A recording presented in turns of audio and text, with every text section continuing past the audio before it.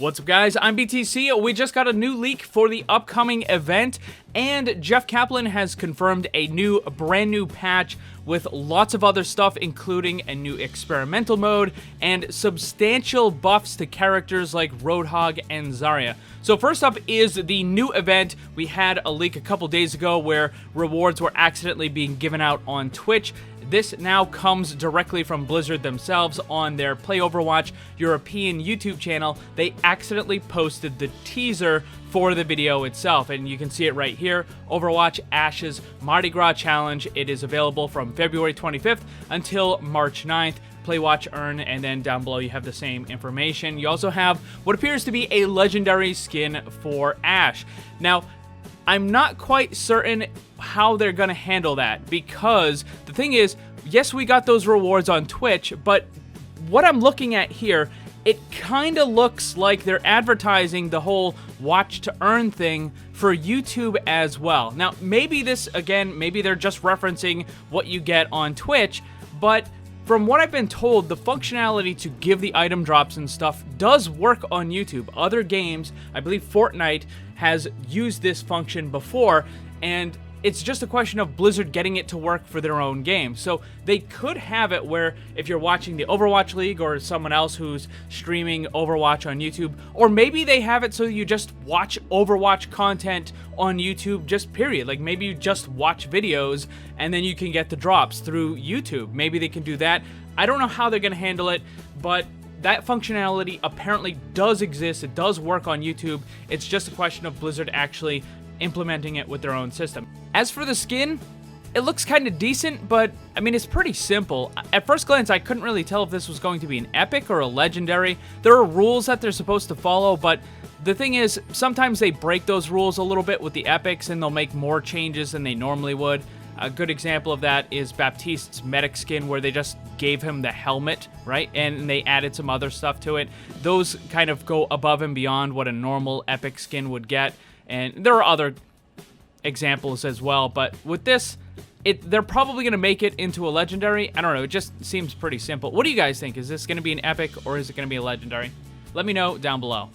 The other really big thing that they're going to be adding is a new game mode for the live version of the game, which is called Experimental Mode. Now, this is essentially a PTR Lite, which should make console players happy because now they're going to be able to test a lot of this stuff that they couldn't before. It should be said, however, that really big things like new characters, new maps, anything that could potentially crash the game is not going to be put on this. It's still going to be put on the regular PTR, which is PC only, but they are going to use this new experimental mode, the PTR Lite, in order to try out other things that they want to get feedback on. The first thing that they're going to try out is that new role queue system, which has 1 tank, 3 DPS, and 2 supports. Now, this, again, is only going to be in the experimental mode, but what Jeff Kaplan said was that they're going to treat it like it's any other game mode as far as rewards and XP goes, because that is one of the concerns with the PTR, is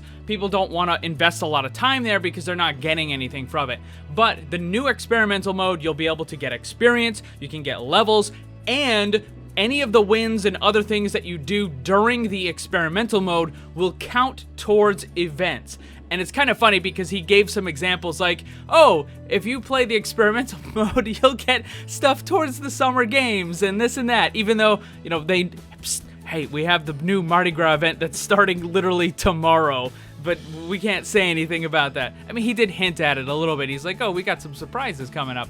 But the thing is, if you're trying out and you're testing the experimental mode, you can unlock those rewards, you can unlock levels, so you're actually getting something for trying it out. It's not just, you know, throwing your time away kind of as playing this other stuff. You do still get the rewards, and hopefully their goal is to incentivize enough people in order to try these new experimental modes, because the really big thing that they want to test out is that new role queue system with only the 1 tank.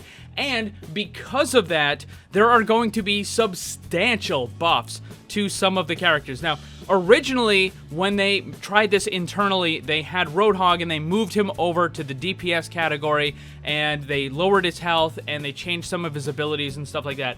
But it sounds like they've decided not to do that. Instead, they're going to keep him in the tank category, and they're just going to substantially buff him as a tank character.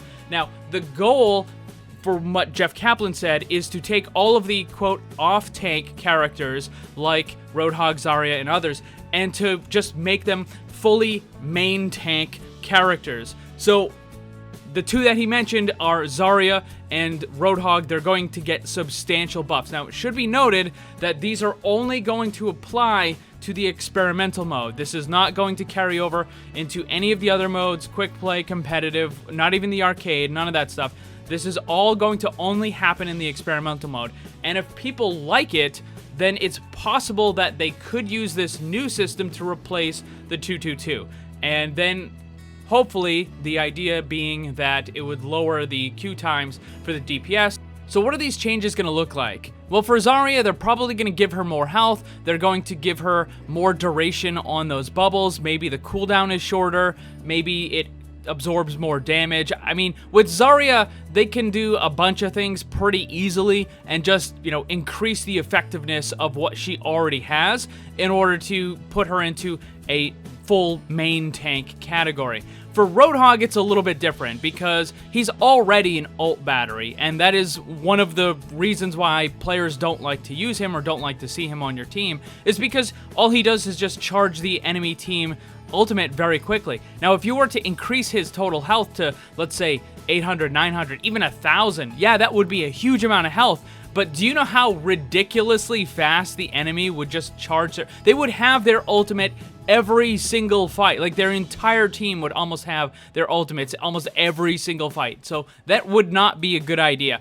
Maybe what they'll end up doing is changing the take a breather so that it has a more lingering damage resistance effect, kind of like what you have with Orisa, where, you use the ability, just like Fortify, and it lasts for 4 or 5 seconds or something. Now, recently they nerfed Fortify, and they nerfed Orisa's barrier and a bunch of stuff. I think they would probably have to go back and make some pretty big changes to both Orisa and Sigma as well, because their current versions are just not really going to be good enough if they're the only tank, right? Like, you can use Orisa if you also have a Reinhardt, but just throwing Orisa by herself, I mean, her barrier is tissue paper, and it's just not going to work. And with Sigma, same thing. Sigma's pick rate is actually dropped to the lowest in the game. It's lower than Bastion. That's how bad Sigma has become now. So those characters would also need to get some stuff. With Roadhog, again, I think that just increasing his health is not going to be a good idea. They would have to add something else. Maybe they could have an area effect resistance. Maybe they could do what I've talked about in the past, where he has that kind of bodyguard ability where you activate it and it puts it on a teammate and it increases their damage resistance. Or maybe teammates who just happen to be near him, like he has this aura where it provides, 10 or 20% damage resistance or something to all teammates that are within, let's say, 3 or 5 meters or something, like a small distance or something. There's a bunch of different things that they could do, but there's supposed to be substantial buffs to Roadhog, Zarya, D.Va, and some of the others in order to make them able to play in the tank role by themselves. So, big patch tomorrow, new Mardi Gras event, as well as the experimental mode, the new role queue system. What do you guys think about the new role queue system, the 1-3-2 lineup? Let me know down below.